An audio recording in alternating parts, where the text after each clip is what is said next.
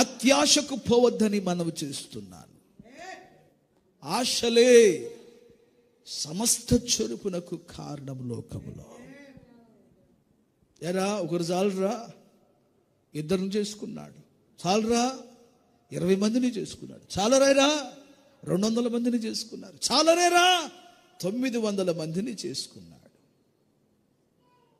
వాళ్ళందరూ కలిసి అంత మహాజ్ఞానం కలిగిన వాడిని విగ్రహారాధన వైపు వాడిని మళ్ళించాడు. నేను ఎక్కడో ఒక పుస్తకంలో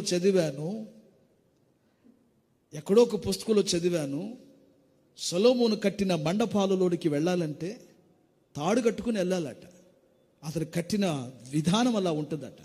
ఒక పక్కన తాడు కట్టి లోపలికి వెళ్ళాలట, అది పట్టుకుంటా వెళ్ళాలంట. మళ్ళీ ఎందుకంటే ఒక్కసారి కనుక లోపలికి వెళ్ళిపోతే ఎటు మిస్ అవుతామో తెలియదట. మళ్ళీ అదే దారి గుండా బయటికి రావాలనంటే అంతటి మహాజ్ఞానం కలిగిన వాడు అని రాయబడింది బైబిల్. వారిని కూర్చున్న వింటున్నారా, హీబ్రూ చరిత్రలు ఈ మాటలు మాట్లాడుతూ వచ్చినాయి. అంతటి మహాజ్ఞానం కలిగిన వాడు, అంతటి నేర్పరితనం కలిగిన వాడు ఆశను ఏం చేయలేకపోయాడు, చంపలేకపోయాడు.